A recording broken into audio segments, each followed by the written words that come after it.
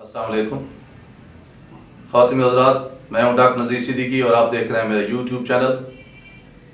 आज मैं उन पाकिस्तानियों के बारे में आप दोस्तों से बात करना चाहता हूं जो काफ़ी अरसे से सऊदी अरब की जेलों में पड़े जल सड़ रहे हैं। और बदकिस्मती तो ये है कि इतना अर्सा गुजरने के बावजूद हम उनकी कोई मदद नहीं कर सके।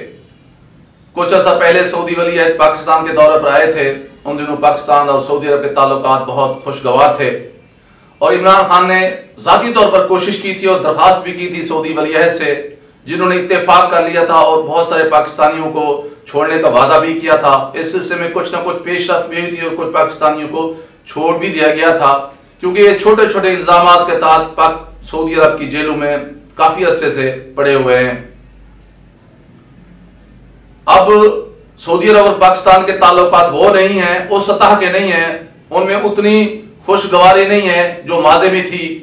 लेकिन हमारे उनके साथ सफारती ताल्लुकात भी कायम है और इतनी कशीदगी भी खुदा ना खास्ता नहीं है कि हम अपने शहरियों की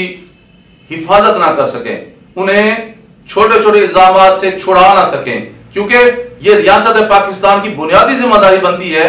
रियासत को किसी भी शहरी का मां का उन्वान दिया जाता है और ये मां बर्दाश्त नहीं कर सकती कि उसकी औलादें दूसरे गैर ममालिक में बदहाली की दिन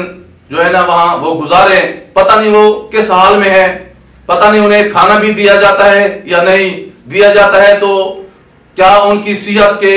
जरूरतों के मुताबिक दिया जाता है या नहीं, उन्हें सेहत की सहूलतें हासिल हैं, इलाज की सहूलतें हासिल हैं या नहीं है। पता नहीं वो किस तरह के दिन,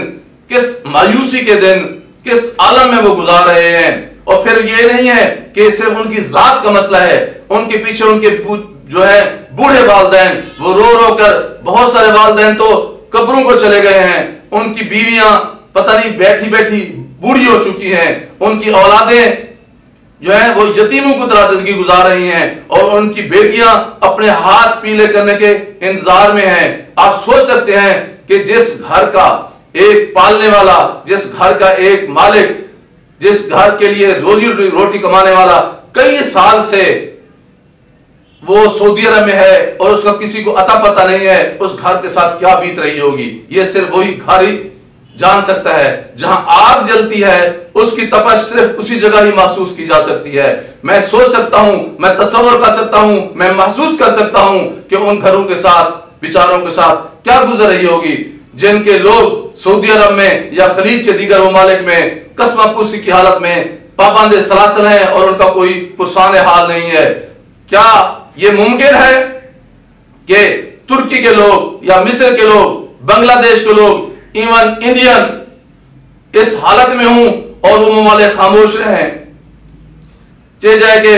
तरक्की याफ्ता ममालिक, अगरचे मक्का शरीफ और मदीना शरीफ में गैर मुस्लिम जो है उनको जाने की इजाजत नहीं है, लेकिन सऊदी अरब में बाकी जगहों पर गैर मुसलमानों को भी जाने की इजाजत है। अगर अमेरिका का, बरतानिया का, फ्रांस का, रूस का या चीन का कोई बाशिंदा छोटे छोटे इल्जामात के तहत सऊदी अरब में सैकड़ों नहीं बल्कि हजारों की तादाद में अगर वो पाबंद सलासिल होता, वो जेल में पड़ा गल सड़ रहा होता, तो ये मुमकिन है कि वो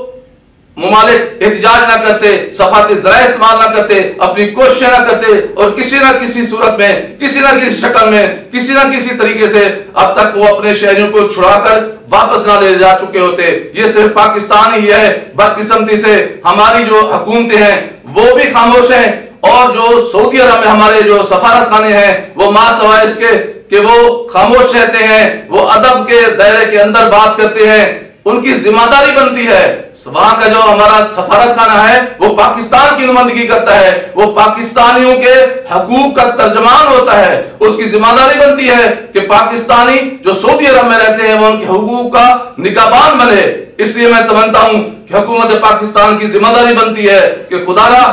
कितने अरसे से वो पाकिस्तानी जो सऊदी अरब में पड़े इंतहाई कसबा पुरसी की और इंतहाई बदहाली की जिंदगी गुजार रहे हैं और जिंदगी से मायूस होते चले जा रहे हैं। बहुत सारे लोगों की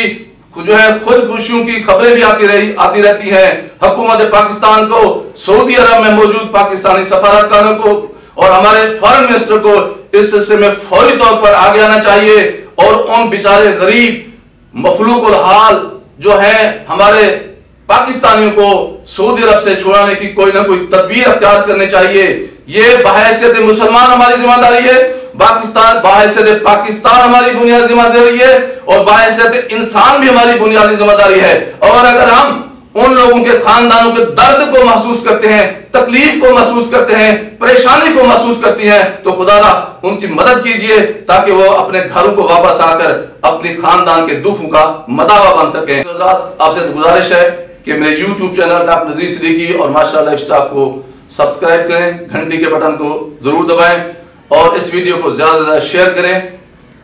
ताकि हुक्काम बाला तक हमारी आवाज पहुंच सके। अपना ख्याल रखिए, अपने दोस्त अहबाब का ख्याल रखिए, अड़ोस पड़ोस का ख्याल रखिए, और सबसे ज्यादा अपने